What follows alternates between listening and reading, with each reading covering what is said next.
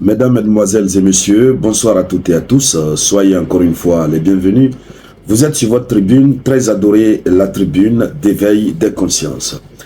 Alors, à la une de l'actualité internationale, notre épilogue nous transporte directement sur ces remontrances que viennent de nous livrer ce député tchadien.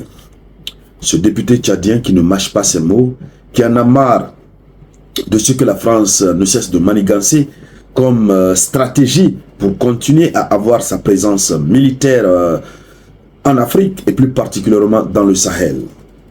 Alors, nous le savons tous, ces derniers temps, avec la rupture des accords coloniaux, il a été demandé à la France de retirer ses militaires dans plusieurs pays d'Afrique, notamment en Afrique de l'Ouest, mais plus particulièrement dans le Sahel. Lorsque nous parlons du Sahel, nous savons l'importance grandissime que la France accorde au Sahel, puisque la majeure partie ou l'une des plus grandes sources de revenus de la France, c'est aussi l'Afrique, mais surtout le Sahel. Alors, plusieurs pays ont demandé le retrait des troupes françaises. C'est à l'image du Tchad récemment, du Sénégal. Et donc, ce départ ne plaît pas à la France. La France a donc trouvé une nouvelle stratégie pour une présence militaire continue sur l'ensemble de nos territoires. La France, se croyant très maligne, pense pouvoir adopter une autre forme de présence sans que cela ne soit su, puisque la présence militaire à travers des bases militaires implantées gaillardement sur nos territoires est vite su par les gens, cela est vite compris par les gens, et c'est ce qui est dénoncé. La France, sachant qu'elle ne peut pas se séparer de l'Afrique, a cogité, a réfléchi et a trouvé une nouvelle stratégie. Et c'est cette nouvelle stratégie qui est dénoncée par un député tchadien. Et cette dénonciation a le mérite d'être analysée et d'être diffusée un peu partout sur le continent africain à travers notre tribune d'éveil des consciences pour permettre aux populations de comprendre dans quelle nouvelle dynamique nous sommes en train de nous enliser, dans quelle nouvelle dynamique ils veulent mettre nos chefs d'État. Heureusement que nous sommes là pour relayer les informations à grande échelle, pour dénoncer ce qui se passe. Alors, chères dames, chers messieurs, dans le cadre, bien entendu, de cette vidéoconférence, c'est de cela que nous allons parler. Avant de continuer, je vous demande de partager la vidéoconférence au maximum. Partagez-la dans tous les groupes possibles. Alors, toute la journée d'hier, j'étais en activité politique, comme j'avais eu à vous le dire. Nous étions à une des plages les plus resplendissantes de la République de Guinée. Malheureusement que nos plages sont très mal entretenues, pour ne même pas dire que ces plages ne sont pas du tout entretenues. Et c'était l'occasion de nous rassembler, membres, militants, sympathisants du parti politique dont j'ai la direction, le parti qu'on appelle le Parti des citoyens au service de la République, et d'autres personnes ressources qui ont bien voulu accepter répondre à notre invitation pour être là à nos côtés, pour partager ensemble nos idéaux, pour partager ensemble des valeurs communes. Donc c'était toute la journée d'hier. Alors donc, les activités étant terminées, nous reprenons avec force et détermination. Alors, chères dames, chers messieurs, ce député tchadien a été très clair.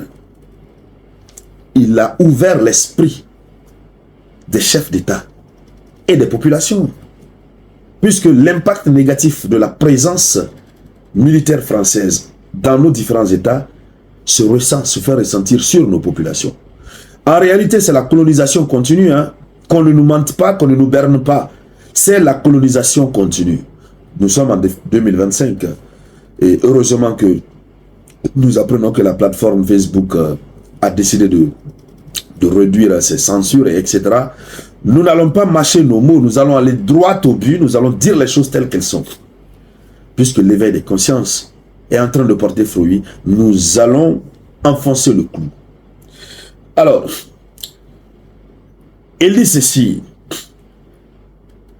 Il parle du retrait des contingents français des pays du Sahel. Vous savez, en fin de la dernière semaine, la semaine qui vient à peine de s'écouler, la France a retiré du Tchad ses derniers contingents et dans d'autres territoires, bien entendu. Ah donc, il dit qu'en retirant ses contingents des pays du Sahel, la France tentera de maintenir son influence, par exemple, en envoyant des conseillers et des experts militaires ou en menant des opérations avec les armées des pays africains. Limitons-nous à ce niveau d'abord. Il parle de quoi? Il parle de la nouvelle forme d'activité que la France tentera de mener. On le sait depuis un certain nombre d'années. La question des conseillers militaires et des experts militaires a fini par fragiliser nos forces de sécurité et de défense dans nos différents pays. Conseillers militaires, experts militaires. C'est vrai que nous avons besoin d'une coopération avec des puissances mondiales, avec des États qui ont une expérience en matière militaire. Et sachant que nous avons ce besoin, nous ayant privé de la possibilité de former nos cadres comme cela se doit, puisqu'ils donnent toujours les formations, ils gardent le reste pour eux, pour qu'on ait toujours besoin d'eux. Ils ont toujours décidé d'envoyer des conseillers militaires, ils viennent sous forme de conseillers ou d'experts militaires. Mais dans la plupart des cas, ce sont ces experts militaires, ce sont ces conseillers militaires qui dirigent l'armée. Tel a été le cas au Burkina Faso.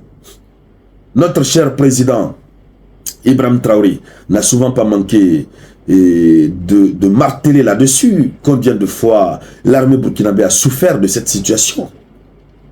Le président Assimi Goïta n'a jamais manqué l'occasion, l'opportunité de dénoncer cette pratique qui a fragilisé les forces armées maliennes, les FAMA.